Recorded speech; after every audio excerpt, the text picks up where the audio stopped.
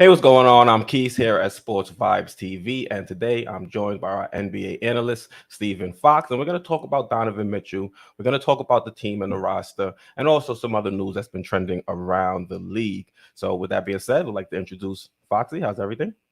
Everything's well. Shout out to you. Shout out to the chat. Shout out to the SV Nation. Looking forward to talking New York Knicks basketball. How you doing?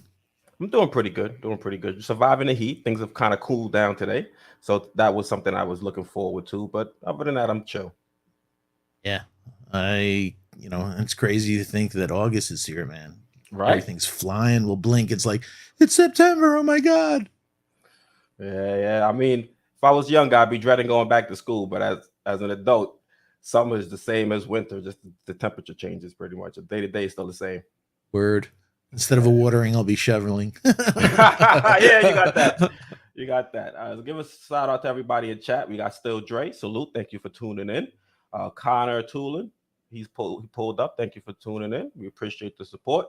Kaiser Soze was good. He said, "Yeah, how's everything?" John Talento is also in chat. Thank you for tuning in. Also, we already have 32 in chat. So we thank you guys for pulling up to the show. Make sure you smash that like button and also subscribe if you haven't already. Yeah. All right. So Likes to destroy us, Chef NYK, like you said, Talento. Hope all is well with you and the family. Kaiser Soze, Connor, we just appreciate all your support. Can't wait to talk with you tonight. My bad, Fox. I got a little greedy with the shout outs. I didn't leave you anything. No, and sometimes I feel on shows as you're saying is like I say hello at the same time, and I don't want to step on your thing, so I don't mind saying they're friends, so they're cool if we say hi to them twice. All good, but definitely thank you for catching the ones that I missed. I really appreciate that. So, since the last time we spoke, some news has dropped.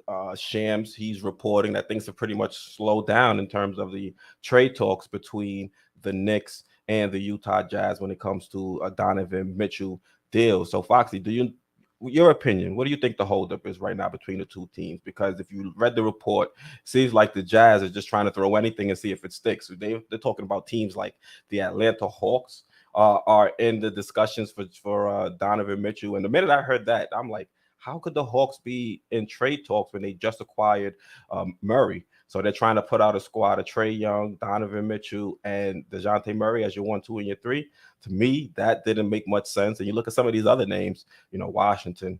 Would Spida really want to head over to Washington and play with those guys? I don't know them personally, but I don't think Washington is really an attractive destination right now. So what do you think is the holdup right now between these two sides? Like you said, they're playing poker. Who's the first one that's going to fold? Hey, folks, if this trade doesn't go down, I think the front office should be praised, not criticized.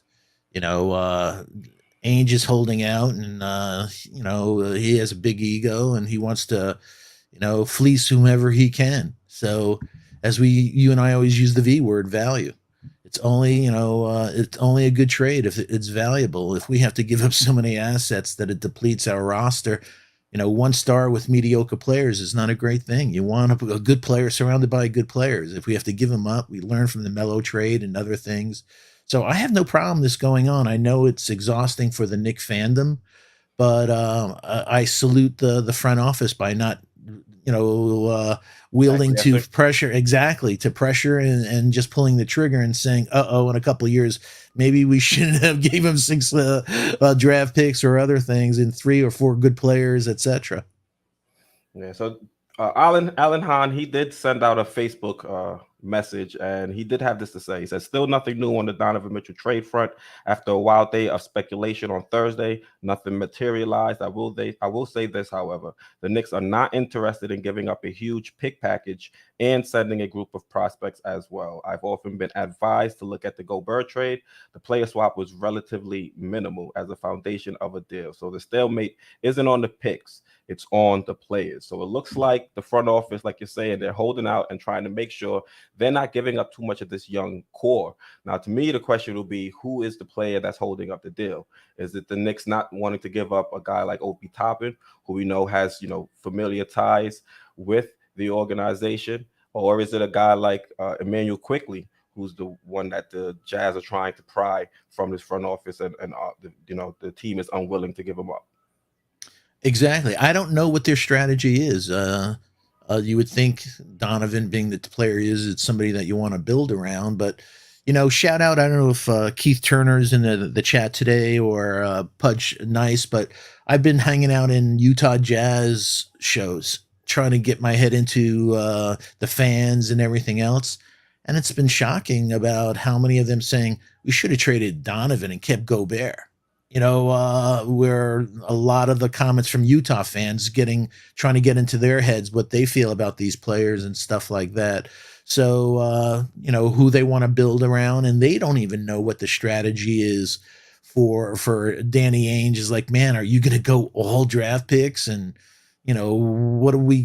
How long is it going to be before we have a competitive team? Because you get a young kid, then you got to first develop him.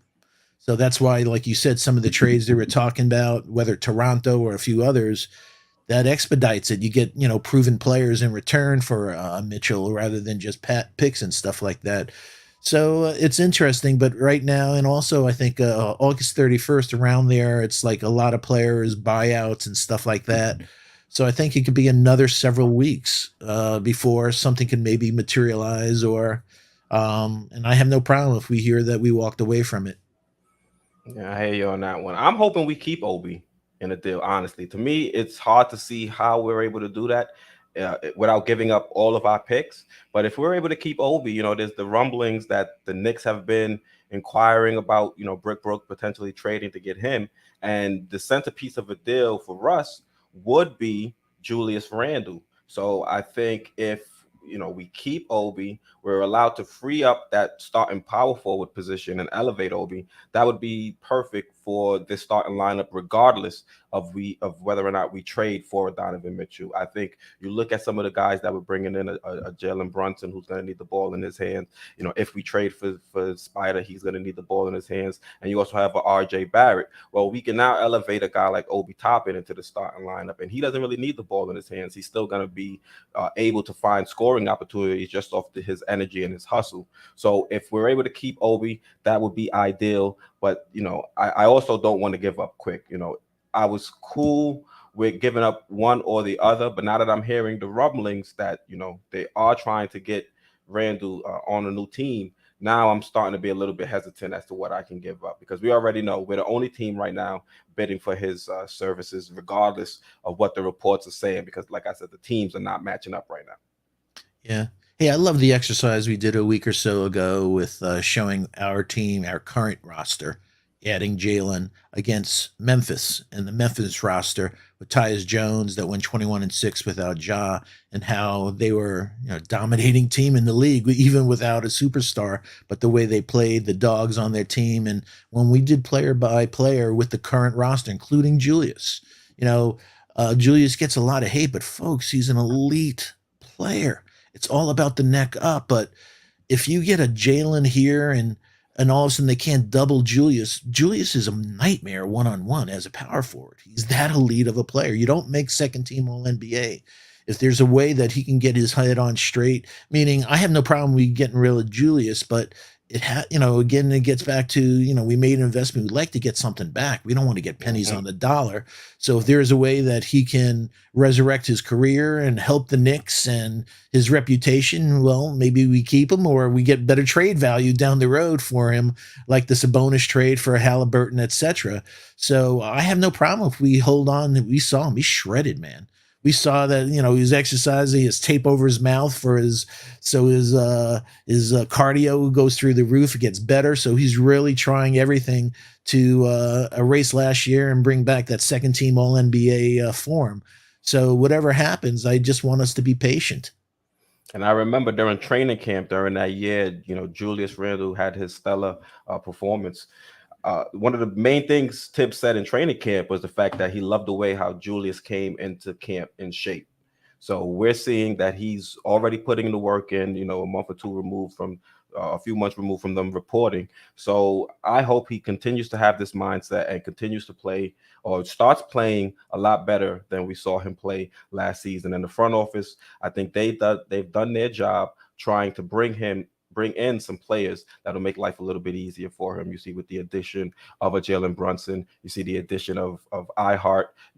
We can try to continue to put out Julius Randle and Mitch, but if we're seeing that causes things to be a little bit too stagnant out there on the court. Now we have a different type of center to put in there next to Julius Randle, where we'll still have the rim protection, but now we'll have the spacing to make life a little bit easier for him. So I will give some kudos to the front office, so at least they're trying to make life easier for our guys out there on the court. I agree totally. I just want to give a shout out back to the chat. Let's see what else we have going on. Dom 120 says he agrees with Lex, and I believe Lex said he didn't want to get fleeced. I see my friend Sam Granderson, really good dude. He'll be going to Marquette Law School, so everybody reach out. I'm real proud of him. He's the future. I love the young guns in the Knick Nation, man. Real proud of him, man. Yeah, exactly, man. All right, let me see. Nick Yak says we need 2 power forwards no matter what, but this trade is far apart, neither giving in. Yeah, I don't want this to drag out for too long because you have young guys. You don't want them to be focused on what their future is going to be here in the NBA. You want them to be a lot more secure in their standing with the organization and buy in at the beginning of the season. So if this is a trade that goes through, I would prefer it happen sooner rather than later, both for the psyche of our players on the court and also, the longer this drags on, it gives more opportunity for other teams to actually, up their offer and cost us to increase our offer. So the sooner they get this done, the better. But they got to make sure that they do a deal that's reasonable for all parties involved. Exactly. All right. Shout out my friend Just Dripmore. He's from Cancun, so do me a favor for Keith and I have a tequila on us. Salute. Got to visit Cancun one day. Let's see what else we got going on.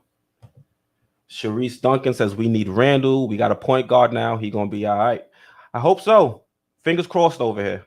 Fingers crossed. He has somebody that can get him the ball in the spots. He doesn't have to focus on bringing the ball up. Not to say I never want Julius Randle to bring the ball up, because I think there's moments and opportunities where he can actually push the pace and we can see some, positives out there. The thing is, when he does it too many times, it opens up, more and more opportunities for him to make mistakes. And once those start to pile up, it can kind of be a snowball effect.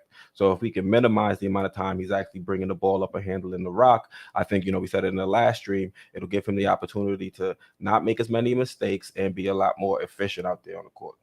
Yeah. Like we said, get back to that second team All-NBA form. Yeah.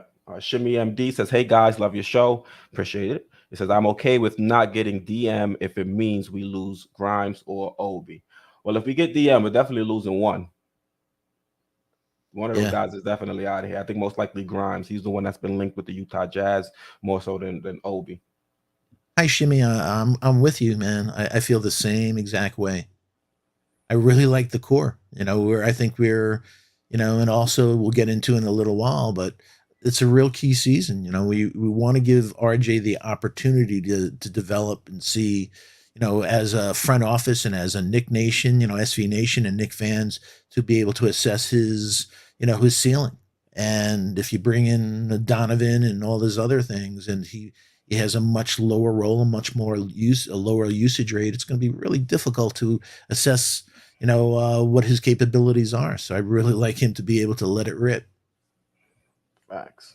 All right. So, Foxy, we don't want to get fleeced in a deal. And we look at this team and we say we're comfortable with what we have right now. So I just wanted to discuss and also open it up to the chat, SV Nation. Let us know your thoughts in the comments as well. I just wanted to know what some of the pros and cons are for the Knicks to continue to push for a Donovan Mitchell deal. So, Foxy, what would be your first pro in trying to get a deal done?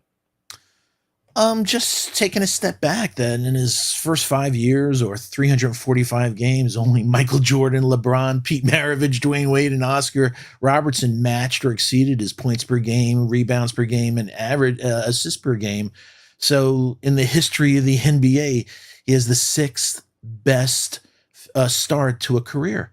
And you have to, put something on that, man. That's unbelievable. So 8,234 points, 1,542 assists, 1,433 rebounds. That's being able to put that together in your first 5 years. And also what we talked about last week, folks, shout out to Baruch Kankan, the data scientist that did analytics about the draft and at All-Stars. And that, from a math perspective, if you pick from a lottery 1 to 14, you have a 25% chance of that player becoming an all-star. Pick in the first round, some 15 to 30, an 8% chance of them becoming an all-star. And in the second round, a 4%. So another way to say it in backwards. So if you're picked in the second round, you have a 96% chance of never making the All-Star. If you're picked from 15 to 30, you have a 92% chance of never making an All-Star. And if you're picked from 1 to 14, you have a 75% chance of never making the All-Star. So that's why a team like the Knicks are saying, you know what? Getting an All-Star is not easy. So all these teams, the OKCs and Houston, have all these draft picks. The math doesn't lie. Getting an all-star and getting draft picks are two different things. Potential is a wonderful thing, but most of the time it's not realized. So when you have a player that's the sixth best start to any career in NBA history, that's why you have to look at it seriously. All right, so we're going to put that down as rare level, career trajectory. I think that pretty much summed it up. Would you agree? Absolutely. Historic. Right. It's actually, his a historic start to a career. All right. So me, if I would have to say a pro of acquiring Donovan Mitchell, I guess the easy one would be he's an elite 3-level scorer. And then not only that, it's the consistency as he's shown within the first 5 years. So Foxy, you shared this with me. You can look at the heat map and some of his where he gets a lot of his buckets out there on the court. Also, if you look at his shooting accuracy, Foxy, you always mention the deep orange is elite territory and the deep blue is you cold. So you can see throughout his first 5 years in the league, he's been consistent at scoring from all 3 levels. And if you look at the New York Knicks, scoring at times has been a major issue for this squad. Well, we go out there and we bring in a guy like Donovan Mitchell. That's no longer an issue. He can get into the paint and create that way. He can knock down the mid-range shot when needed. He can also knock down the 3 with pretty high efficiency. And you look at what he shot for his what he shot last season. He shot 45% from the field, if I'm not mistaken. And I think that's phenomenal for a guard his size. So I think if you go out there and you bring in a guy like Donovan Mitchell, you can check off the box as needing a bucket getter. And I think if you try to build a championship contending team, you need somebody that can get you a bucket down in those clutch moments of games. So if we go out there and we bring in a guy like Donovan Mitchell, that's one box that we have checked off when we're trying to build out a championship level roster. Yeah, shot creation's everything. And like you say, orange does, I always say the blue don't lie if you're not doing well, but orange, like you said, elite. So, which is great. And when you look at this and we talk, I'll never forget Tibbs' first press conference when he talked about his vision of a point guard. He talked about a point guard that could break down defenses. And if they don't break down, if they don't converge enough, they score. And you could see at the rim, he's an elite level finisher. And if they do converge, that they can kick it out. So Donovan is absolutely a Tibbs type of guy. And, and the beauty is besides scoring 27 points per game, he's devastating in the pick and roll. He was second in the league, folks, behind Trey, ahead of Luka and Ja, the 12.4 points per game as a ball handle and pick and roll situation. And amongst the 4, amongst Ja, amongst Luka, and amongst Trey, he has the highest effective field goal percentage at 53.8. So again, there's elite. He's an elite player, playmaker, and finisher. And it's funny that Donovan, shout out to Tommy Beer, he's one of only 4 players in the NBA last season to average more than 1 point per possession out of ISO sets. So we know Tibbs likes pick and roll, but he sure likes ISO sets too, and he's also one of the only players that had a point per possession as the ball handler and pick and roll plays. And the other 3 was Steph Curry, DeMar DeRozan, and Kevin Durant. So, and just one last thing to continue on Donovan's growth as a playmaker. He ranked 17th in the league last season in assists leading to 3-pointers. Oh, actually the last 2 years, he's ranked 17th in the league on assists for 3-pointers and 10th in corner threes last season. By the way, Randle was 11th last year and he was number 1 2 years ago. And by the way, Brunson is a sniper from the corner 3. And don't forget, Donovan Mitchell assisted on a large percentage of Gobert's 233 dunks last year. So Mitchell Robinson will love Donovan Mitchell. Yeah, I was about to mention that. You mentioned him being a pick and roll playmaker. You look at a guy like Mitchell Robinson, he should feast with the Oh, new additions we have to our backcourt in both Brunson and also in Spida. Same thing with Obi.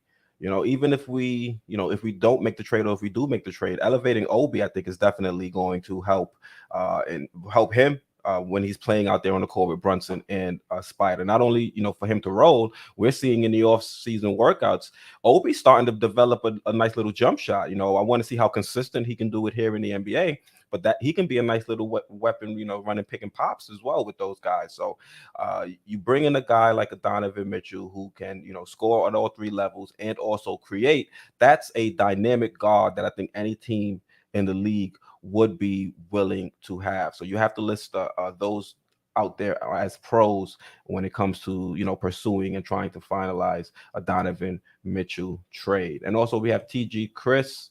He agrees with you, I guess, in the playmaker, but he also wants to add a con, and that would be Donovan Mitchell's defense. So TG Chris too says Spider had 5.7 assists per game last year, ranks 18th in the NBA. He's a scorer and average playmaker, no defense. I'm fine if this falls through.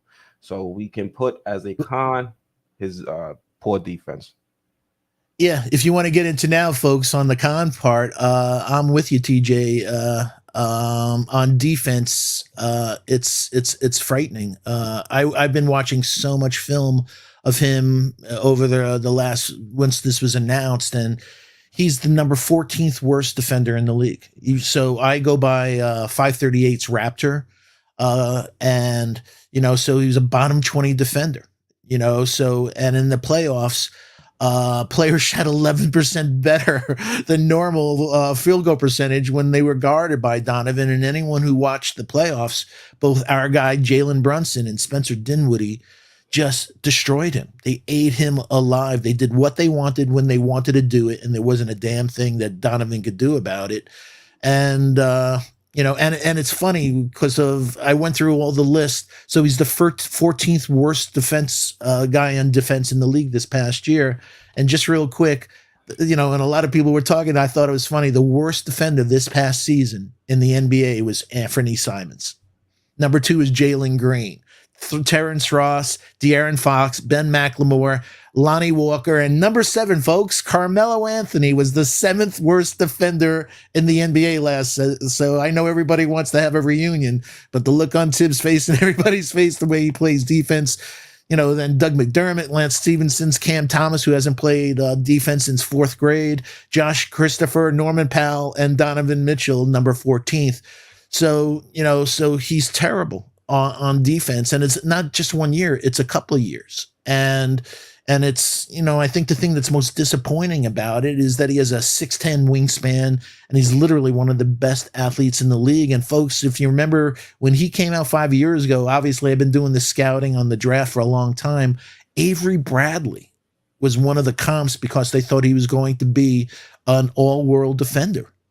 So, and I watched tons of film on him, and the thing that just nagged at me was his lack of effort on defense was shocking. I just said to myself, he's the luckiest guy in the world that Jerry Sloan is no longer a coach in Utah. He would not tolerate that. The players drive past him at the point of attack. If this trade happens, I said to myself, I wonder what Clyde's over and under will be for saying Matador D on that play. Lack of effort in transition, getting back on D. So this comes back to Tibbs. Can Tibbs fix that defense? And so that defense, lack of effort, it's concerning that an elite player with all those skills doesn't want to turn it on the defensive side of the ball. Yeah, I was watching some film and doing some research on Donovan Mitchell, and defensively, he definitely showcased lack of effort. He didn't show much effort trying to get over screens, like you said, poor in transition.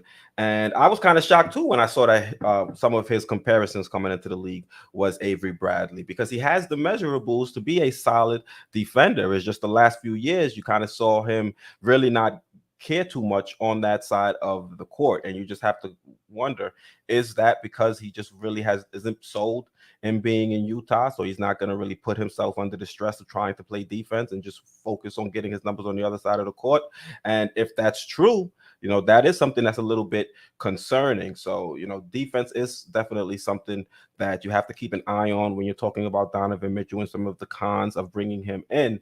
But you have a guy like Tom Thibodeau, and I might be putting up points against the argument I'm trying to make, but you saw Tibbs really didn't really give too much hell to Julius Randle when he wasn't given too much effort. So it doesn't give me that much confidence to think that Tibbs is going to give Donovan Mitchell hell after we done invested so much to bring him in. You really give players a lot of power when you go and try to do some of these larger deals, because you have to understand, you gave up so much to bring them in that if in the turn of events that things go left, you really don't want to be left with nothing. So will Tibbs be able to, kind of get on Donovan Mitchell and get him to buy in defensively? I'm not 100% sure, but Me either.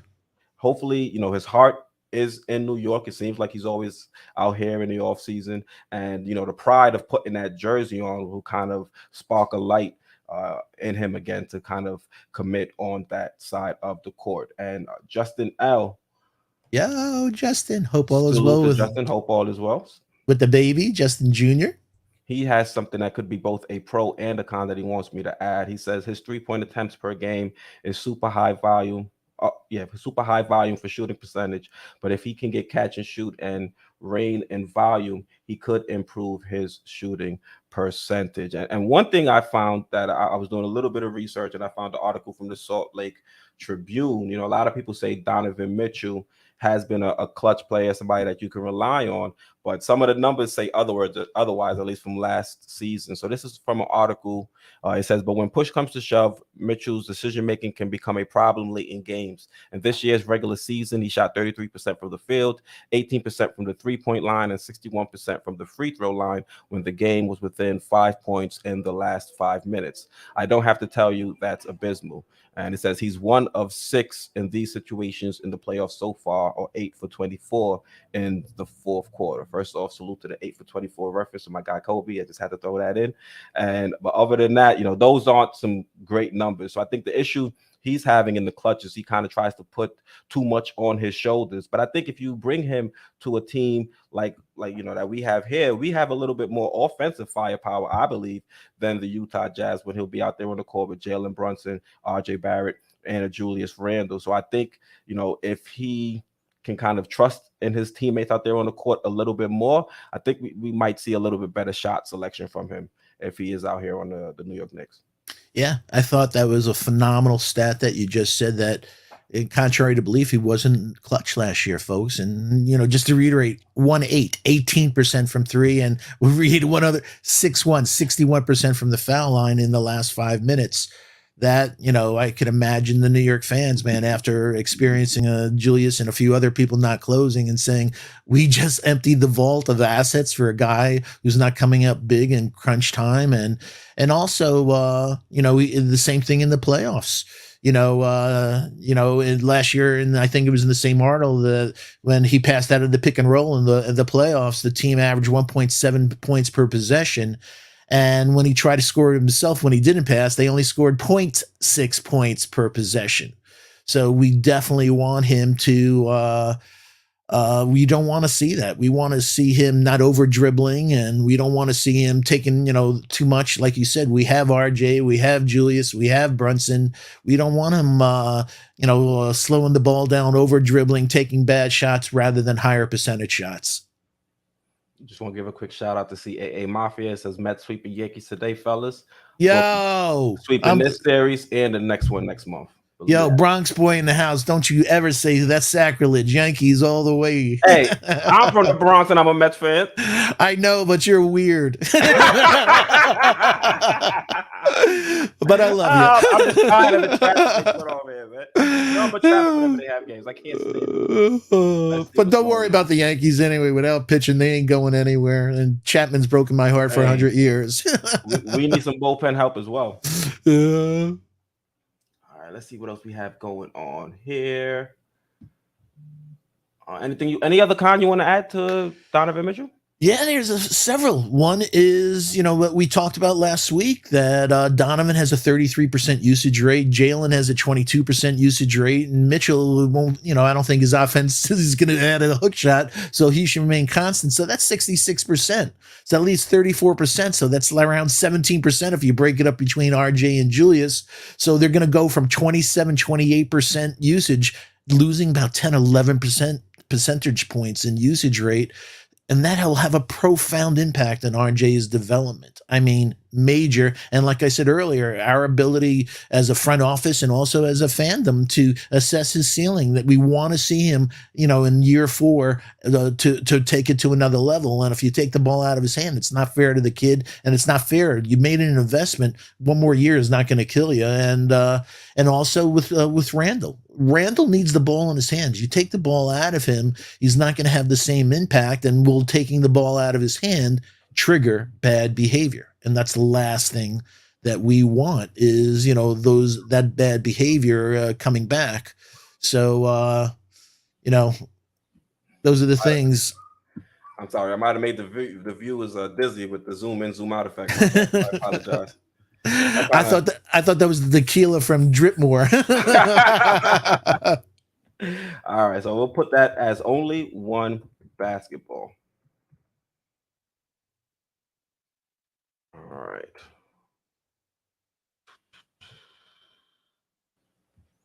Let's see. on, Go ahead. on some pros to add. Mm-hmm. He signed for 3 more years before his player option, so he's the 35th highest paid player in the league. He'll earn $30 million next year, so he has a great contract. So you're getting, like I said, a player that has the 6th best start to a career in NBA history with a great contract. So nothing's wrong with that. And also, although he didn't win a chip, he's been a winner since in the 5 years he's there. They're 243 and 147, a 623 winning percentage. Utah's qualified for the playoffs every year since 2018, and he hasn't had an elite wing and stuff like that. So I think that's caused him to take too much on his shoulders on the great stats he just provided, too much on his shoulders. So, but he's been a winner. And, speaking of playoffs, like we talked about, most, shout out to Tommy Beer, most playoff games with 30 plus points and 5 made 3-pointers of the past 3 postseasons. Donovan Mitchell 9, Stephen Curry 8, Luka 8, Dame Lillard 6, and total number of playoff games with at least 30 points and at least 5 assists since 2020. Luka Doncic 14, Donovan Mitchell 13, Giannis 13, Joker 11, Tatum 11. So he's in elite company. And also one of the things that we're lucky about is that we have a Brunson here, that we just signed a guy like Brunson, but he's so used to playing next to a high usage player like Luka that another high usage player is not going to throw him off his game. Is just really used to it. And in some ways it may work out that sometimes when a player comes to a new market and with a brand new contract, they try to, do more than they have to. Donovan, I think, Brunson, that'll work out. That won't be a bad thing. And the last thing, just feedback from the world. Besides being a great player, he's an even better person. He's from a great family here in the New York City area, and he'd be a great piece for the foundation of the team's future or their culture. So he's a really good young man. And I like nice young men. We have, like you said, Obi and Quick and RJ. We have a lot of really good kids. Yeah. We got a submission from Miguel. I got you, bro. He says cons puts us in the luxury tax range, but doesn't make us a legit Eastern Conference final contender.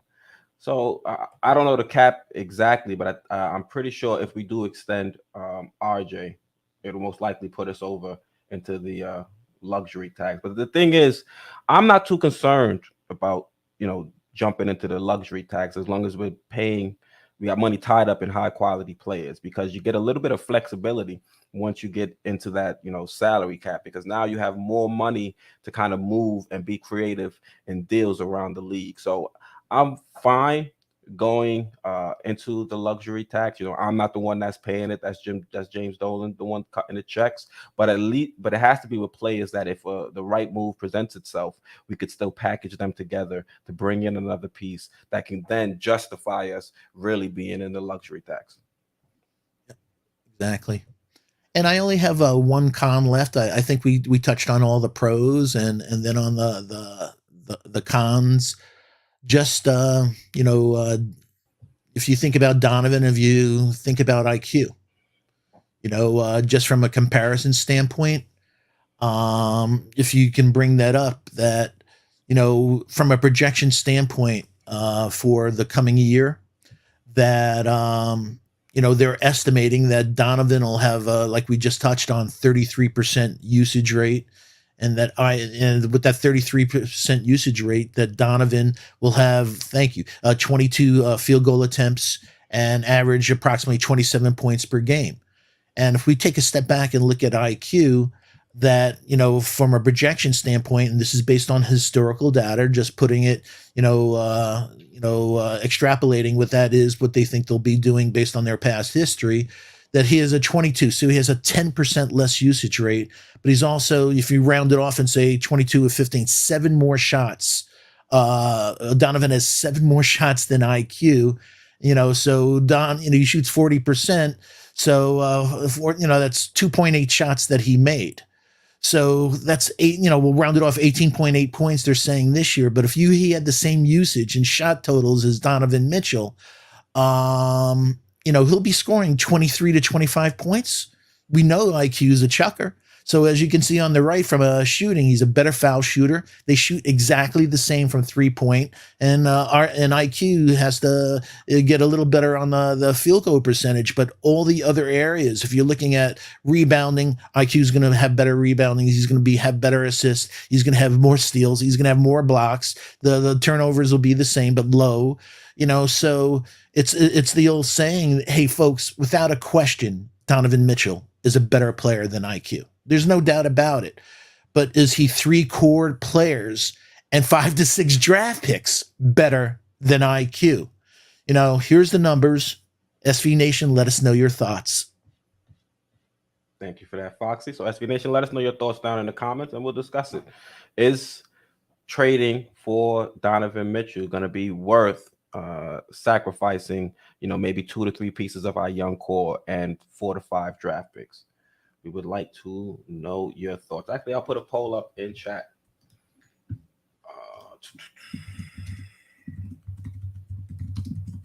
While you're doing that, shout out to my brother, Adele Chapman. Hope all is well with you, Avery, and the family. Knicks 100A GM. Billy Goat. Navy Blue 76. Hope all is well with you and the family. Miguel P, like you just said. To Chris 2. Anthony 12. Lex the Destroyer. And folks, while we're at it, just real quick, we have 186 people in the chat and we have 52 likes. So do us a solid. Please hit that like. We just want to say thank you. Last stream, we asked your help to get us over the 6,000 subscriber milestone, and you did us proud. We're now almost at 6,100. You were just incredible. So I'm very superstitious people that know me, 7, 11, and 21. So the next focus is 7,000 subscribers. So if you have subscribed, thank you so much. Please tell a friend to tell a friend to tell a friend. If you haven't, please subscribe. Please hit that all reminder bell so you don't miss out on any of the wonderful content from Sports Vibe TV. Please share the link on your favorite social media platforms. And as always, shout out to the best mods on the planet. We appreciate all you do. Thank you for that, Foxy. So we have the chat right now. I keep forgetting there's 2 tight T-boards here. Take your shoes off. It always helps me. Right? All right, so is Donovan Mitchell worth it? All right, so we have everybody answering the poll. Right now it's at 74% saying no, he's not going to be worth 2 to 3 young players and 4 to 5 draft picks, which might be what it'll cost, ultimately. Yeah, and what you and I were saying behind the scenes, the old adage, folks, sometimes the best move you make is the one you don't make. And, everybody's talking about, me on draft. I've been watching the Thompson twins and, Keontae George and all these other wonderful players that, hey man, there's a lot of small forward wings and there and stuff like that in the draft next year. Let's let these kids, let's see what RJ has. Let's give Obi more minutes. Let's IQ mature like Grimes and everything. And then let's see what, finally draft somebody in the damn draft. I still wish we took Terry Eason, man. Yeah, I But know you're big on Terry. oh yeah. I just love athleticism and mean. He's nasty. Oh, I'm gonna give these people a headache. Keep zooming in and out. Oh man, let's see. Justin L says that is using whole season for metrics. If you look at last 23 games after it finally slowed down for IQ, he averaged 16 and a half points, 5.2. I would assume those are assists, 4.8 rebounds per game while shooting splits of 44%, 38%, and 85%. The game changed for him. Facts. We definitely saw IQ pick it up as the season progressed. And it's not just the last 5 games, because a lot of people like to point to the last 5 games and say, okay, those were just garbage minutes, but it's not the most competitive brand of basketball. But Justin, thank you for providing us with the stats. As you can see, IQ was balling for the last 23 games of the season. At Donovan Mitchell metrics. So thank you, Justin. He just that's exactly, he was doing that. So that's why we're saying, hey, that's what the NBA is crazy about. There's certain guys, I just said IQ, Justin, thank you, IQ's number. Guys like Cam Thomas, there's guys that can put the ball in the hole, but if they, that necessarily don't play defense and don't bring other elements to the game. So they're a little one-dimensional. And we were hoping that, we said, we showed pick and roll and other things that he's very good at, and, and get hitting players on the three and hitting players for the, the corner three, etc. But, is it worth it, man? Giving up all of those assets. God. Adele Chapman asks, you heard the Hawks cut the small point guard they drafted last year? Damn, that was quick. Yeah, they cut Sharif Cooper. A lot of fans wanted the Knicks to actually draft Sharif Cooper because he does have some skills, but he's just undersized, can't play defense, and he's going to find a hard time, I think, finding a landing spot here in the league. I don't like to be right, but I was right. I absolutely said, hey, he was the worst finisher in college basketball 2 years ago. He couldn't shoot.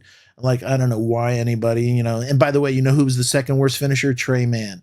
If people saw everything, get Trey Mann. He looked terrible in the summer league this year. He's going to be all right, but another one-dimensional player. I hear you on that, Foxy. Hit them with the ether. All right, so if we don't get Donovan Mitchell, I think we're both comfortable with the roster as is. Now, of course, we still have some more roster spots, so there'll be some tinkering here and there. But let's talk about, or let's discuss some of the starting options for this squad. So the first one, this is going to be the first option. This would have our starting point guard being Jaylen, the two being RJ, Cam at the 3, Julius Randle at the 4, and then Mitchell Robinson at the 5. And you will see the second team would then have Quick, Grimes, Fournier, Obi, and iHeart coming off the bench. And then we would have a third unit of D-Rose, Deuce, Keels, Farron, and Sims. So, Foxy, how would you feel about this starting lineup? Is this the starting? Well, we won't go with whether or not you would go with them just yet. Is this, just let us know some of the positives and negatives of aligning the rotation this way. I love this because, hey, we made a first round investment in Cam. We've all talked about his, prototype size, measurables, effortless ability to get to the hole, all those things. Let's finally give him a chance. Let's give him at least a half a season to mesh with his, Duke brother, RJ, and just play first team basketball on both sides of the ball. So Jaylen, I love that lineup. RJ back at the 2, bullying undersized shooting guards. Cam, beautiful size small forward. Randle, and like we said, if you can't double, Randle's a nightmare, folks. He's a really good player, and Mitch, and we saw RJ getting Mitch involved last year. Now you have Jaylen it'll get him involved. So I think that's a dynamite starting team. And then in transition, there's already chemistry between IQ and Obi and Grimes next to Evans, a beautiful thing. Evan could light it up. He's an elite 3-point shooter, and he has the perfect guys surrounding him. And iHeart brings a whole nother level to passing. I could see iHeart passing into the dunker spot to Obi and stuff like that. And the ability to bring in a D Rose for a couple of minutes here or there, and the other guys are pretty much, garbage time at this point. Deuce, Keels, and Sims again. Maybe he'll be getting some minutes in there. I think in certain matchups he's earned it. But and we showed folks a week or so ago against Memphis. I'll put our this starting lineup right here. I think is a dynamite starting lineup.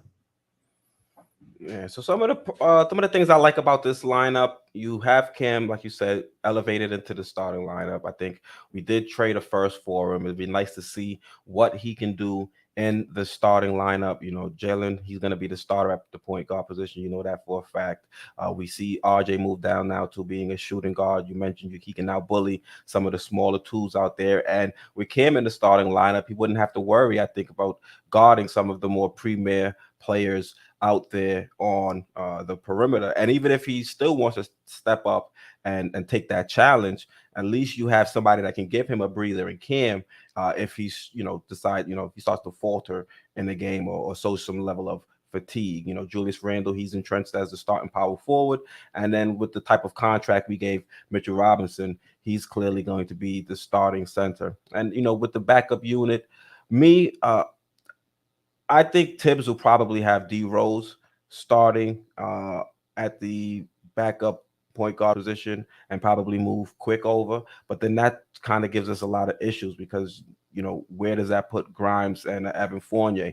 I think that's why you're hearing, a few guards being included in the Donovan Mitchell deal, because right now we do have a glut when it comes to some of the guards on our roster. So you see the second team with Quick, Grimes, Evan. I think that's going to be a dynamic second unit. You've got three players that can knock down the three. It's going to force teams to not only guard the 3-point line, but take a couple steps past the 3-point line, because all three of them can knock down the deep three. So I think that's going to help with spacing, and it'll allow guys like Obi and iHeart to really operate in the pick and roll. iHeart, he'll also help with spacing. He can knock down the 3-point shot. So the second unit just shows how deep this team is and how we can go out there and get it offensively. And then defensively, you have iHeart still there for the rim protection, and Quick, he has definitely made some gains in his ability to defend the perimeter. And we all know Grimes, his claim to fame in the NBA is going to start on the defensive end. And, anything he gives you offensively is just going to be, icing on the cake. So you can see defensively, we should be able to overcome some of Evan Fournier's shortcomings and even Obi as he continues to become a better defender. You expect some lapses here and there. So that would be the second lineup, a second lineup option. Here would be the second team option. I'm sorry. That would be the first option, and we just went through the second team. Thank you for that, Foxy. So here we go. This is the second option for the starting lineup. So we move Cam down to the bench to the second unit. RJ is going to be the starter at the small forward position, and we elevate Grimes. So, Foxy, what are some of the things you like about this lineup choice? It's going to be a gritty on defense. As we know, Grimes can shoot that three, so he's going to be a tough guy. And also on switches and stuff, like we said, he could alleviate on certain things. RJ, he'll be helping RJ a whole lot. So, and on that second team, we bring Cam over there, and so I could see that team also in transition. So you have Evan hitting threes, and Cam and Obi in transition, and getting both of them dunking like crazy from iHeart passes and from IQ lobs and stuff like that. The bench remains constant. But, we try to give different flavors. The first one is let's give Cam a chance. The second one is, Tibbs loves his defense. So this is definitely a Tibbs type of lineup. Your thoughts? Yeah, this one I'm starting to warm up on a little bit, because in the first one, yes, we have Cam in the starting lineup, but I think we might lose Cam if he's not going to be a focal point, I think, offensively. So with that previous lineup, you saw Cam out there with Jaylen, RJ and Randall, you might end up seeing Cam's do a repeat performance of what Tibbs had him do last season, which was stand in a corner out there on offense. So with this one, at least, with him coming off the bench, you can see him do a lot of the same plays that they run for RJ with the starters. A lot of pistol sets and things like that. So now Cam is getting his number called, and he's a little bit more engaged on both sides of the basketball. And I think that would be great for the Knicks. Not only would it be better for us to see what he can do out there if he's more engaged, it'll also help, I think, build his trade value. So if we do have to flip him at the trade deadline, we might still be able to get a net positive, as opposed to just not being able to see him operate at his best and lose him for nothing in the off season, or even being signed away from us in the off season, because like Justin L mentioned earlier in the show, there are going to be some cap issues, I think, moving forward, and there's going to be some tough decisions, and giving Cam the bag, I don't think that's going to be in the cards. So at least in this scenario, we can have Cam come off the bench, be a little bit more of a focal point with IQ, with Obi. Those guys can get up and down the court, and then you have two, defenders that can help kind of alleviate Evan out there on the perimeter in IQ and Cam. And we mentioned what iHeart can do as a shooter and as a passer. So you look at that second team. I really like the way that second team kind of fits together, and it kind of gives a focal. It kind of gives the focus, I think, offensively to a guy like Cam and Obi, who I think can do a couple of the same things out there on the court. Cam can create it with the ball in his hand a little bit more, a lot better, I believe. But Obi, he can operate in some of the same spots and be effective. Absolutely. And the second team, and you need a shooter, and you have Evan there. Yeah, I think for the most part, we want Evan coming off the bench next season. Yeah. You don't want Evan in the backcourt with Jaylen, so that's why I think Grimes having somebody next to Jaylen like that, that's somebody that complements him on the defensive side rather than and we read shout out to Begley that he talked about that there's some insiders in the Knicks organization a little squeamish about having a Jaylen Evan backcourt defensively. Yeah, because they saw the worst version of that when they had Evan next to Kimba. Exactly. So you do the same thing, expect different results. That's what the definition for insanity, right? Correct. Even though I'm sure there are some fans that would say this front office is insane. All right, insane in the membrane. Thanks. All right, let's go to the third option, and this one swaps Quentin Grimes for Evan Fournier. So, like we were talking about, the Jalen Brunson, Evan Fournier backcourt pairing, we kind of let the cat out of the bag in terms of how we feel about it, but this is how it would look. Go ahead. But we have a front office that's paying a whole lot of money. And, we saw last year, we were saying, take him out, Tibbs, you don't know. So if Tibbs goes back to old habits, he may want that 3-point sniper in that starting lineup. He may not feel comfortable with RJ and Randall's 3-point shooting, and thinks that from a spacing perspective that Evan will help him. So we wanted to just give different flavors to you. And with IQ, that second team of IQ, Grimes, Cam, Obi, and iHeart is sweet second team. I'm telling you, that'll be bringing the pain. Facts. And even in this setup, you got guys that can, have some defined roles out there on the court. You have Quick. We had given the option of running the team. Grimes, he'll be the 3-and-D wing beside Cam. Cam, I think, could take up a little bit more of the playmaking load with this second unit. And, Hart, knock down the three, defense, and can pass. So I like the way the second unit looks, even if you swap out Evan for Grimes and just have IQ, Grimes, Cam, Obi, and iHeart backing up Jaylen and Evan. The biggest issue is going to be the starting lineup, seeing how well this team will be able to defend with that backcourt, because we know from last season, Evan is what Patrick Beverley would call a cone. So people are going to run right by him, get into the paint unabated, and it's really going to make things difficult for us when we have to rotate to try and help out. So me personally, I think Evan should be coming off the bench against, talent that's probably not as good as he is, or, not as athletic or some of the elite players in the league, where you can kind of hide them a little bit. Exactly. And what you and Justin touched on earlier is that We have Brunson all tied up in a contract. We have Randall all tied up in a contract. We have Mitchell all tied up in a contract, and we're waiting for the bag for RJ. So if that comes, where's the money for Cam? So he may, they may be saying, you know what, Cam, unfortunately, we're not going to be able to keep him with all those other contracts. So let's give some of those minutes to Grimes and other guys that we know will have longer term because we could afford them. Well, you throw Cam out there so you can trade him in the off. Trade him come Trade deadline. Trade deadline. Thank you. Yeah, for sure. So I'm gonna put a poll in chat just to see, just to get you guys' opinions to see which one you guys would choose if you were the coach. So which starting lineup should the Knicks put out there to start the season? Should it be option 1, just to let you guys? Oh, oopsie.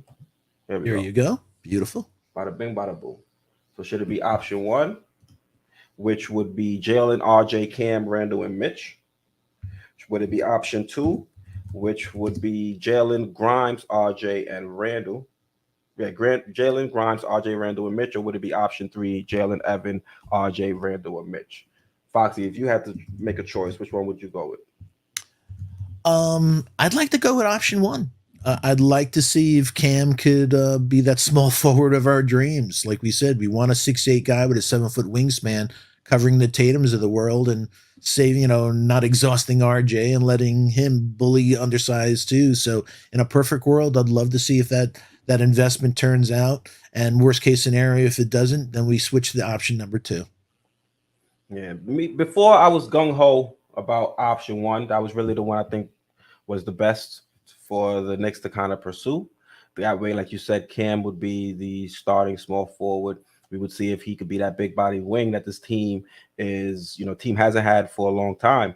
And, I sat down, thought about it, and I'm like, I don't really see this team investing in Cam. You've heard his name come up time and time again in trade talks. So for me, if Cam doesn't have the Cam is not in the long-term future of this team, then let's put him in a situation where he can kind of showcase his talents the best and try to get us the most come trade deadline, which is something that might be a possibility if this team isn't going to invest in him long term. So if you have him with that second unit, I think he'll be given more opportunities to kind of score and create for others. And I think that might help up his trade value. So that way, if we do decide to make a move or if we do decide to make a splash come the trade deadline, then, Cam would probably be, able to showcase his talents to the league. And maybe he might get a sucker to, send us an offer and something that would actually give us a better return than what we gave up to get him. So me personally, I think that's the best route for this team, to have Cam come off the bench, but then have Grimes in the starting lineup. So that way you still maintain the defense's the team's defensive integrity, as opposed to having Evan out there being a turnstile. Yeah. Oh, I still never sent it. Whoopsie. I thought I had already posted it. Yeah, I was like seeing. Yeah. There we go. Sorry about that. All right, let's see. Billy Goat says option 2 is most realistic. What else we have? Pedro Rodriguez has jokes. He says the option where Randle is not here and Obi is our starter. Pedro, that's a really, really great point, and hope all is well with you and your family, because, one of the things that Keith and I have talked about with you in the SV Nation is that, something that could happen is D Rose, they're not going to pick up his option next year. So those monies come off the books. They move a Randle and they don't, let Cam walk. There's a CAA client named Andrew Wiggins who's a free agent next year. So with the monies of not having D Rose's money and not having Randle's money, all of a sudden those monies freed up. A Jaylen, RJ, Andrew Wiggins, Obi, Mitch starting lineup. Woo! That would be fun on Broadway, I'm telling you. I hear you on that one. Hey, just real quick, just kudos to you on your videos, folks. If you haven't checked out just some of the footage that Keys posted on Obi playing around with Garland and a few of the guys, is it me, but is Obi look a little stronger up on top? That he looks a little more a little mature, filling out a little more. It's like, yo, he's not such a string bean no more. I like Yeah. that. My biggest takeaway from some of the workouts I said earlier in the show, he's knocking down, contested, deep twos and threes. So hopefully, he'll be able to get some open threes, either assisted by Jalen Brunson or RJ, because that's another thing I saw on Twitter. Forgot who posted it. It might have been Rick Holtzman. Talked about how RJ has gotten better Going to his finding right. Oh, going to going to his right, but also finding shooters in the corner. mhm. So you've got a guy like Jalen Brunson that can knock down those type of shots, and you've got Obi, who you expect to spend some time with RJ out there on the court. So hopefully Obi can continue to knock down those corner threes, and he'll be assisted by RJ on them. Yeah, last year, folks, I'm just looking at it at corner threes. He shot 35% OB last year. So he was in the 57%. But overall, he basically was 30% from mid range and 30% from three. But Obi's trajectory, he's gotten better every year, whether from college the year after, pros the year after. So I see from both mid range and what you said, what you saw in the workouts, I see that jumper becoming nicer, man. So, and if that happens, the only thing is that we've talked about, you, me, and the SV Nation, is we're just hoping that that Tibbs somehow doesn't play him 13 minutes a game any longer. Obi, give the kid some time. We know Randall's happening, but he had no legs left in the fourth quarter or anything. Cut his minutes, give him to Obi, and let two guys be smiling. Jay Dragon says, "Can Frankenstein play power forward?" Oh, he based on a per Basketball Reference, he played about 2% of his playing time during his rookie season for the Rockets at power forward, but he hasn't played any minutes at power forward since. So it doesn't seem like that's something that's in the cards. But if you look at his athleticism, his ability to stretch the court, and also his does have some decent handle and he can pass the rock. Maybe if Tibbs decides to get creative, you might see some minutes for iHeart at the four. But based on some of the numbers that we've been looking at for his career, I don't think we'll see it deployed too much. I agree. Let's see. Keith Turner, I think you mentioned him earlier in the show, right? Yeah, Keith, shout out to you, man. I saw you on the chat on the Monty show for the Utah Jazz. You and I trying to figure out, what the Utah Jazz. So shout out to you, Keith. Hope all is well with you and your family, man. He says Grimes is not getting that starting spot over Over Cam, he probably meant. Oh, over Cam. Or is it Cam's not getting the starting spot over Grimes? One or the other, Keith. Let us know for sure. But again, shout out, man. Kush says Cam needs more playing time. I totally agree. I think Cam needs more playing time, and I think you can do that from with him coming off the bench still. How many minutes did Cam average per game when he was with the Knicks? It was like in the low teens, if I'm not mistaken. He can average more than minutes per game than that coming off the bench. We just 14.1 points he averaged. So mid-teens. So yeah, we can still get Cam 20 to 25 minutes per game just off the bench. Yeah. So shout out to you, Kush. Some of my best friends are OG Kush. Let's see what else we have going on here. Obi is facing the basket. Knicks 100 a game. Obi is facing the basket in those videos like his first season as opposed to taking handoffs. Okay, Keith Turner clarified. He said, I meant Grimes is not starting over Fournier. My bad, Russian. It's all no good. Worries. Yeah, it's all good, man. Thanks again. Yeah. So I hope so, man. Nobody wants to see Fournier get lit up again, man. And let him, like we said, let him eat against second team defenders, man. Yeah, one is I think a fan favorite. Trying to see Cam get that starting small forward spot, but I think 2 or 3 is probably the most likely when you factor in Tibbs and how he coaches. He's either going to go with the vet or he's going to go with the young player that he's been gushing about since last season. Yeah, I think somebody had mentioned that it doesn't seem like Tibbs is too fond of Cam, and I've been saying that since Cam got here. The minute Tibbs had that little press conference to talk about the trade, I said it does not sound like this guy is really enthusiastic about this deal. He's talking about you add somebody, you got to remove somebody. Well, how about you add somebody and start playing them over to some of the guys that haven't been performing? It could all be that simple, but we're not going to complain about what happened last season. It's in the past.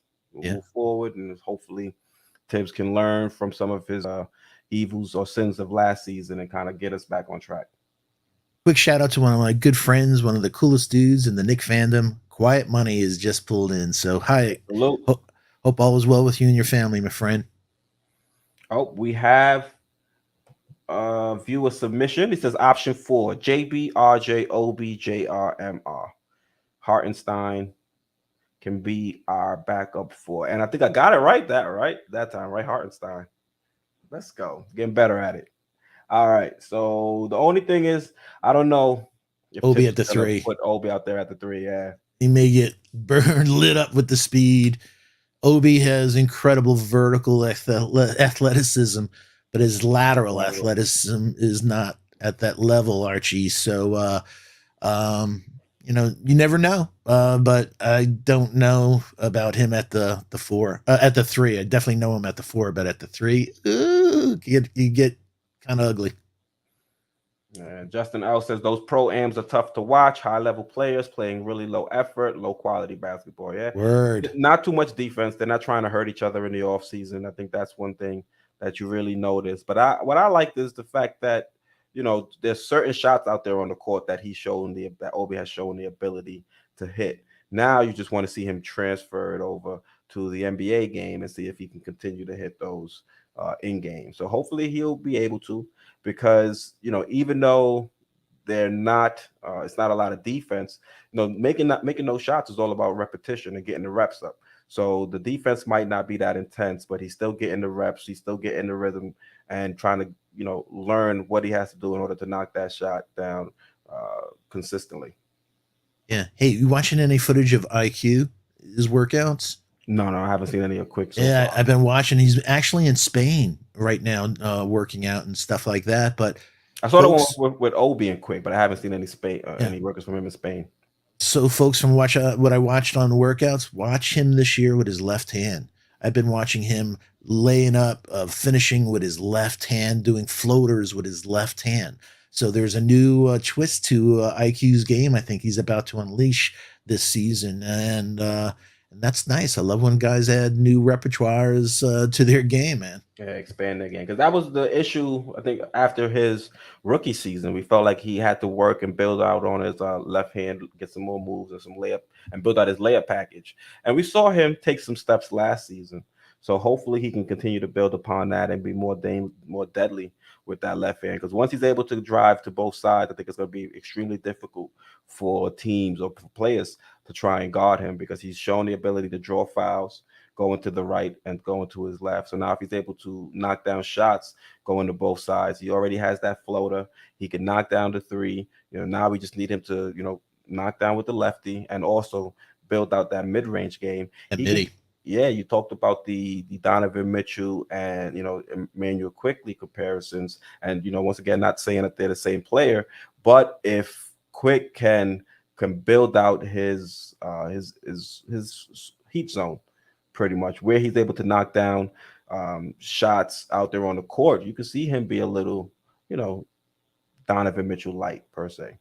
Yeah, and I say that respectfully. And I think he's perfecting that gorgeous shot off the backboard, driving to either hand. He made a couple from the left hand last year that was stunning. So he keeps that up, like you said. That's a tough guard, man. When he could go to the hole and score, and also real quick for step back, and yeah. Jay Dragon says Randle and RJ are lefties. How many more on the team? Well, I mean, I never really got the argument about having too many lefties. I think, never have arguments for varieties, do you? Yeah, that's what I'm saying. Most of the time, you have 5 righties out there on the court, and most of them don't have left hands either, so they're all going right. For me, I think being a lefty gives you a little bit of an advantage, because when you're playing defense, you're used to trying to stop people from going right. You do that to no, I'm bugging out. I done lost my mind. Yeah, you're trying to stop people from going right. So you're already in that setup to try and force them left. So you're guarding a lefty. You might not have read the scouting report. You might have forgot. You just caught up in the flow of the game. You're trying to force them, left, and that's their strong hand, and that's where they burn you. So to me, I never got it about having too many lefties out there on the court. It might make things a little bit difficult for for RJ, Randall, and Brunson because they're not used to people being in those spots, but they just have to adjust. They're NBA players. Yeah. Hey, J Dragon. Hartenstein's a lefty too. So there's one more lefty that's on the list there, man. Right? Oh man, let's see what else we have going on. James Knight, he says, as a Jazz fan, I don't think the Knicks should be giving in to Ainge's overpricing for DM. Hey man, I appreciate the honesty.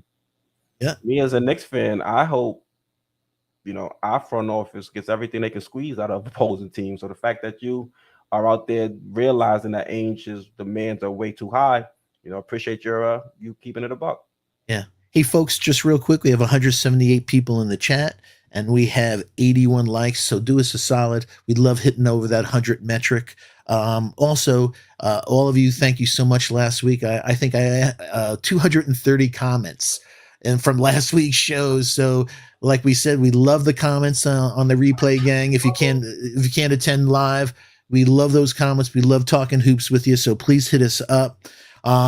Also, like we said, thank you again for helping us hit that 6,000, but blow past that 6,000 subscriber. Do us a favor. If you are in the chat, if you're new, please put new so we can give you the proper welcome and the proper shout out. So if you're new to let us know. And as we always talk about, this is the one-stop shop for Knicks news, rumors, and analysis. And we promise, we work hard behind the scenes, giving you content that we promise it'll be always enlightening, sometimes controversial, but always entertaining. So like we said, hit that subscribe, please hit that like, and please turn on that all reminder bell so you don't miss out on any of the wonderful content. Please share the link on your favorite social media platforms.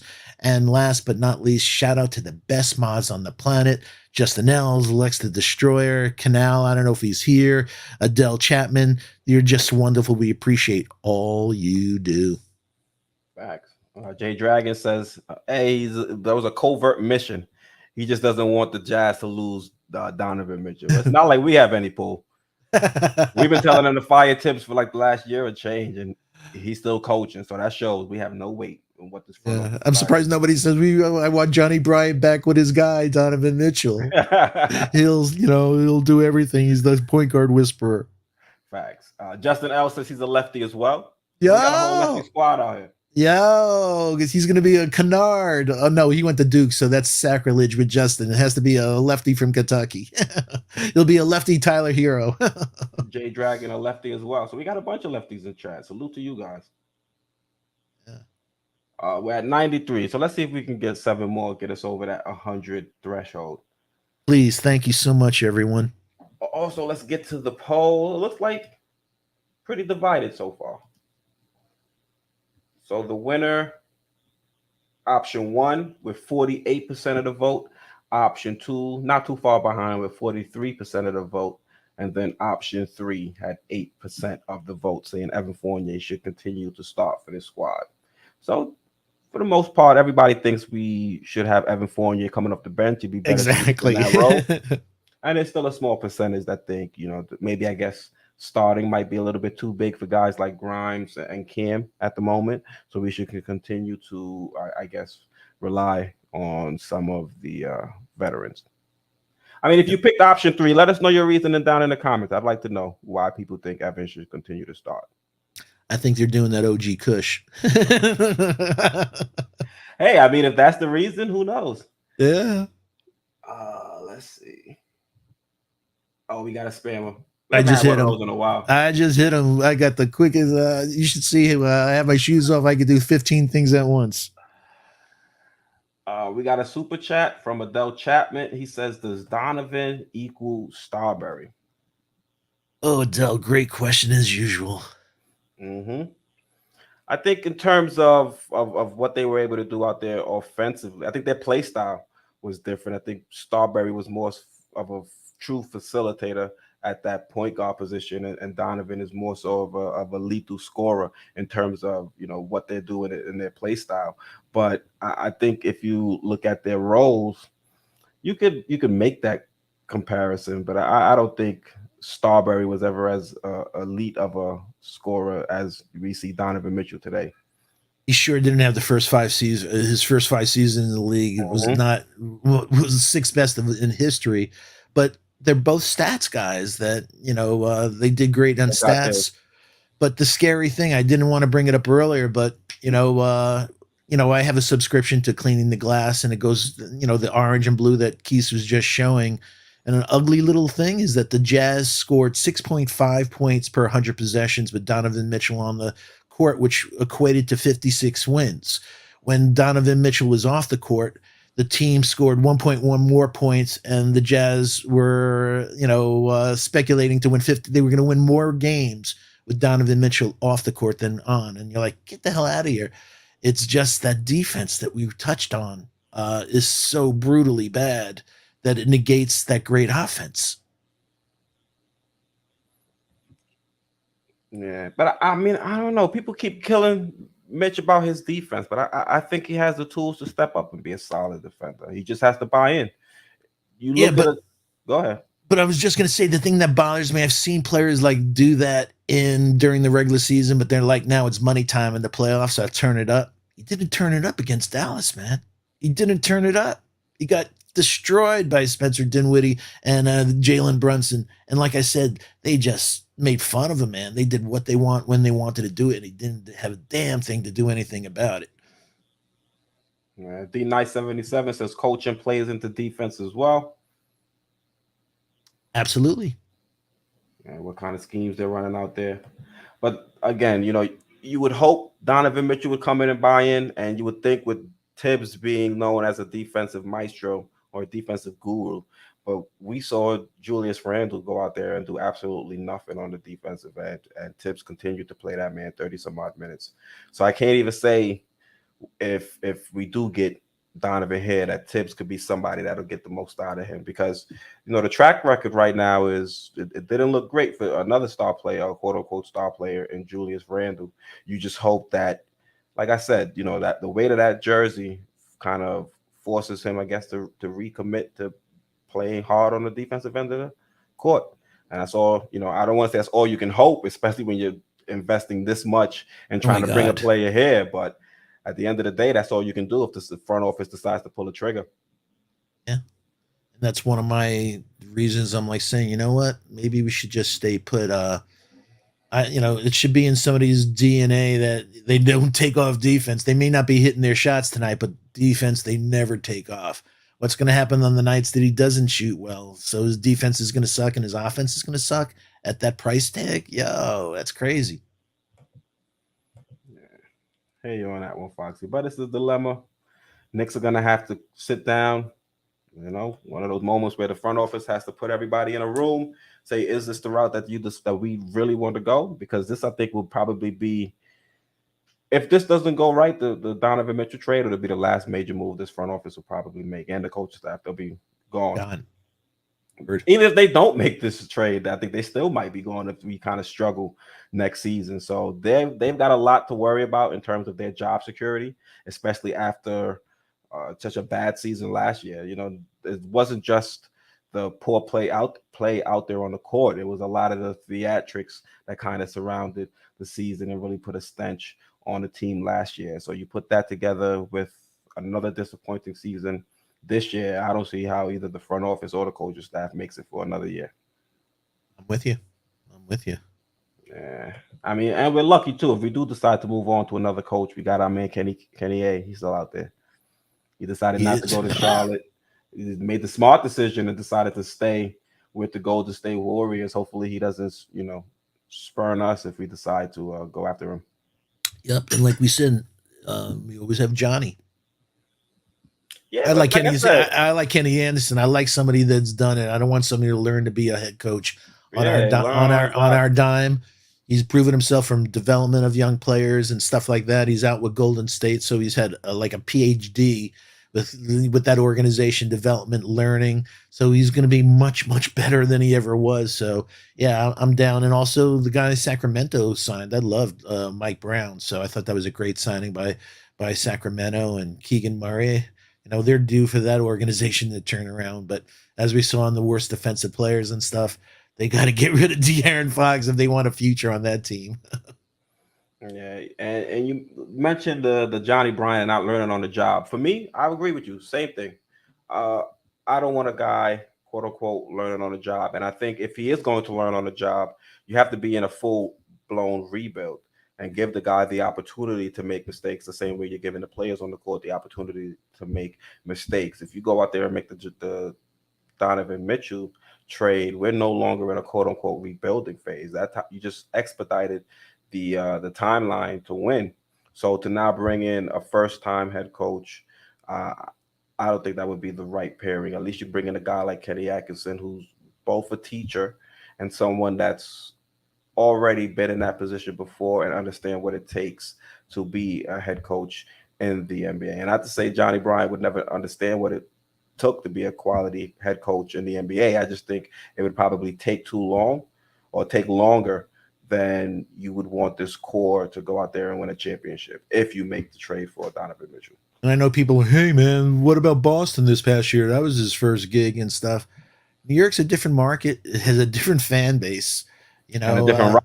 I wouldn't say the Celtics are quote unquote rebuilding. Just they have two key pieces in Tatum and Brown. They gave a nice contract to a Marcus Smart. They have Robert Williams, so they're a step past that whole yep, rebuilding phase. They've already played. I mean, before they made it to what the Eastern Conference Finals, I think twice before they made it to the finals. So I wouldn't say that they're a rebuilding squad. So that, and also you're bringing in a player that you know played and has already been on multiple coaching staffs. Was it multiple? He was just with the. I think it was multiple before he got hired by the Celtics. He was on the staff with Pop, and I forgot. I think he moved elsewhere. Or was yep, on with Brooklyn. yeah. Yeah, he was with Brooklyn, and then he went over to the Celtics. Yeah, So, it's nice as a young coach to have two elite players. I agree with you. Yeah. exactly. It's easy to get successful with a Tatum and Jaylen Brown, man. Facts. Uh, we got a lot of people making an uproar. They're saying we're sleeping on Spider. I think Spider's a solid player, and I think the Knicks should try and you know see what the cost is and try and pursue a deal for a Spider. We just got to make it a reasonable deal. If we can keep Obi in that deal, I think that would be great, and move off of Julius Randle. I think it'd be a better fit if we would go about it that way. You've mentioned time and time again with the usage rate and how much you know the players need the ball in their hands in order to be effective. Shipping out Julius Randle, I think, would be the best bet if you bring in a guy like a Donovan Mitchell, and if you stay pat, it's a little bit of a shaky fit. So if we do go out there and bring in a Donovan Mitchell, I do hope they make another move or two just to make things a little bit smoother when it comes to the transition next season. I agree. All right, Foxy, anything you want to say before we wrap up? Just real quick, I see my friend Danny Landis. Salute to him and his son and everything. He's a great guy, longtime fan, and a supporter. So hope all is well, Danny, with you and the family. And again, I think we may have just hit the metric. We are at 99. We just need one more like, folks. So do us a We're favor. only one like away. Wait a minute. My dog's barking again. Will you stop? Every time Keith sings, my dog barks. So yeah, do us a favor. Hit the subscribers again. Thank you so much for getting us over that 6,000. And also, folks, 1 million. Hold on, I'll tell you exactly right now. God bless you, man. We 1,222,000 views. So thank you so much for that. That's couldn't do it, as Keith always says. You're the third host, couldn't do it without you. So over 6,000 subscribers, over 1.2 million views. Thank you so much. Yep, thank you guys. We appreciate all the support. And apparently it looks like you guys like my singing as well. Because as soon as I hit that high note, we went from 99 to 108. So thank you for getting us over that 100 thresh mark. I appreciate it. Or maybe they hit the like to stop. So you don't sing anymore. I'll hit that like, but please don't ever sing anymore. All right, let's do this. East Blue Drew, congrats on the success. Y'all deserve it. Thank you, East Blue Drew. We greatly appreciate it. We even hit 500 in the last stream, and I was the first on the channel. So definitely thank you guys for the support. We're going to continue to try and put out great content for you guys. And we expect to, see you guys in chat to chop it up with us and continue to talk about these Knicks. We appreciate, Oh, Foxy aborted. Help! Oh, he's back. All right, who me on? Hey, Easy Blue Drew says, "Sing, Key, sing." Yeah, man. Yeah. Miles is gonna pull up and pull the power plug out the computer. That's right. Miles Fox, the future wing in this league. Snap back the next and earbud. he's definitely a dog on D, I'm telling you. All right, man. We'll wrap it up there. Once again, thank you guys for tuning in. We had a solid live stream. Appreciate all your support. We got up to 110 likes. You guys had a lot of great comments in chat. You helped us fill out the pros and cons portion of this live stream, and it was very engaging. So thank you guys for chopping it up with us and giving us a whole bunch of feedback for us to work off of. Like Foxy said, you guys are the third co-host of the show. So Foxy, before we go, just thanks again. I see James Knight, great show, guys, from Australia. Thank you. We have a lot of fans, like we said, in Australia. We just, again, got comments this past week from the truckers across America. Again, thank you so much. And the vets that we love, but all the truckers, they say they listen to our shows, bringing all the key items across the country. So truckers out there that are listening to the show, we love you. Keep up the wonderful work for keeping America's shelves stocked. Doge Chapman says Mets got Keys in a singing mood. Yeah, whenever we beat the Yankee, man, I'm on cloud 9. So thank you guys for tuning in. Let's go Knicks. Let's go Mets. You already know Knicks and Mets run the